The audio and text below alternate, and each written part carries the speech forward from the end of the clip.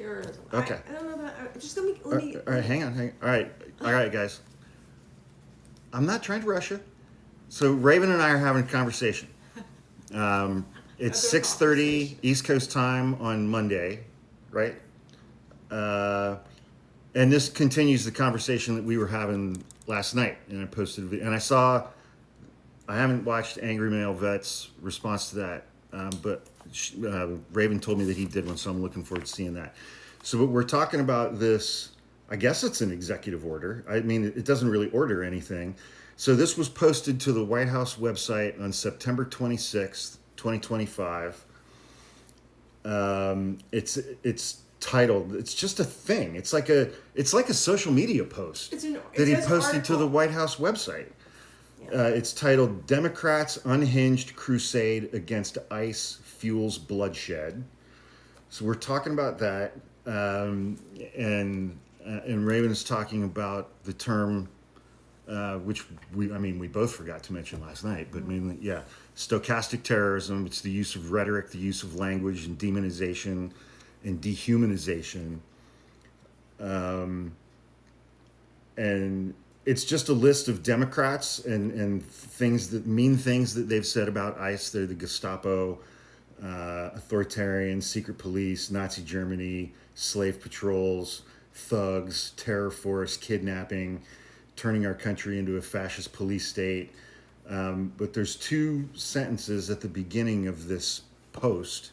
On the whitehouse.gov. That's right, on the official White House website. The carnage in Dallas, Texas, where a maniac with, quote, anti-ICE ammo gunned down an ICE field office in an attack clearly targeted at ICE personnel, even though only immigrant detainees were hit, and I believe 2 of them were killed, lays bare the deadly consequences of Democrats' unhinged crusade against our border enforcement, our Gestapo, secret police, masked, whatever you want to call them.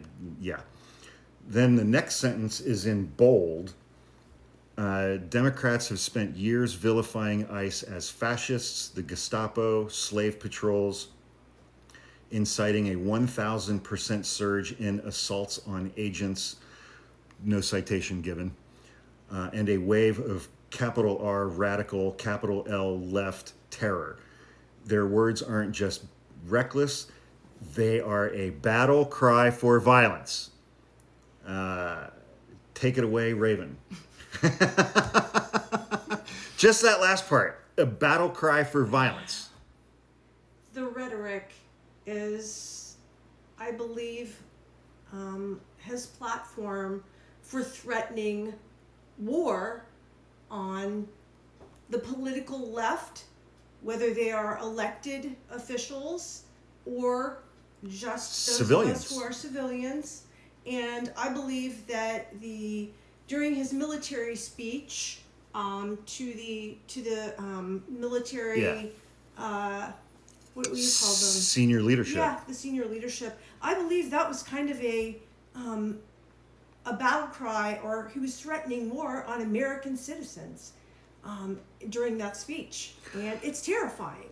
So, and here's the question that I was going to ask you right before I hit record. Okay.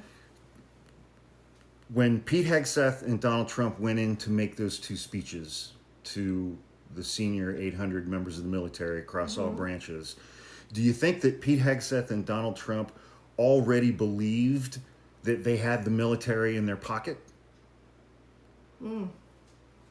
That's a good question. Donald Trump did say that he, and I will quote, that he said, "I've never walked into a room so silent before. If you don't like what I'm saying, you can leave the room. Of course, there goes your rank, and there goes your future." Okay. The next question is, he's transactional on everything. Right. And he has also said before that he thinks members of the military are suckers and losers. Yep. Did Trump think that it would just be a transaction with these guys? That if he threatened to take away their rank, their job, their pension, their retirement, that would be enough for these members of the military to just chuck their oath to the Constitution out the window and ignore it as some kind of bargain? Well, he certainly tried. In that same speech, he said, after he said, "There goes your future." Yeah. He said, but you just feel nice and loose, okay? Because we're all on the same team. Who uses that terminology with these members of the military who've been in for 25 to 40 years, respectively? Let's all just feel nice and loose. Well, I mean, are those two things you think about when you think about the United States military? Well, that I would hope not. Back in the day, no. Now is a whole different story. And Hegseth, basically what he did was he told them that their internal policies, for harassment of other service members, don't worry about it. Don't worry about it. Well, in that way, I felt their two speeches were very different. Okay. Like Trump was focused on, you're going to go after civilians. Right. And if you don't like that, I'm going to take your pension away from you. Right. Hegseth talked about he doesn't like black people. He doesn't like women. He doesn't like people with beards. Mm-hmm. He doesn't like people who are fat. Mm-hmm. He doesn't like LGBTQ people. Mm-hmm. My takeaway from Hegseth's speech is that he basically wants anybody in any branch of the U.S. military who might see combat needs to be a straight white Christian conservative man. Yeah. Yeah. Women, black people, LGBTQ people can serve in support positions. Mm-hmm. And if those white men who might face combat were to, I don't know, sexually assault someone and be, dogged by some pesky accusations, that Pete Hegseth is going to let those slide, being the alleged rapist that he is. Mm-hmm. Mm-hmm. Yeah. And he basically announced that policies will push out black service members. He announced that policies that were in place to decrease harassment and abuse of white guys. Yeah. Yes. Yeah. And that what did he? What was the language that he used? Like, good faith mistakes won't be held against you if you're a white man in the military. He said, "No more frivolous complaints." I'm quoting. "No more anonymous complaints, and no more walking on eggshells." So wow. He also endorses war crimes, and I quote, we unleash overwhelming and punishing violence on the enemy. We also don't fight with stupid rules of engagement.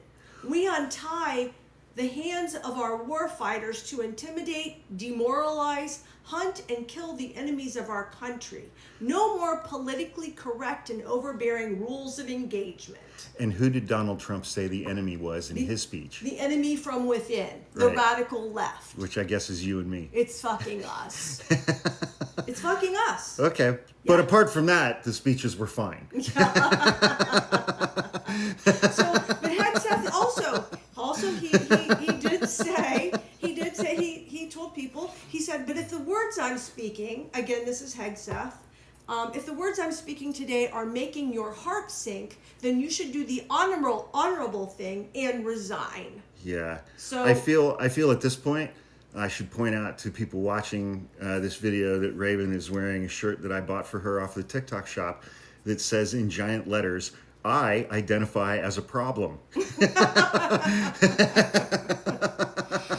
And I'm feeling that today. All right, we got 30 seconds left. Okay. Closing remarks? Oh, Jesus. I just feel that this stochastic terrorism, the rhetoric around all of this is ramping up rapidly right now. It certainly is with Stephen Miller. All of them. Yeah. All of them here. And I think we need to be aware. What do we do? I wish I had an answer to that. Well, we still have the Second Amendment. Yeah. 3 seconds left. Anyway.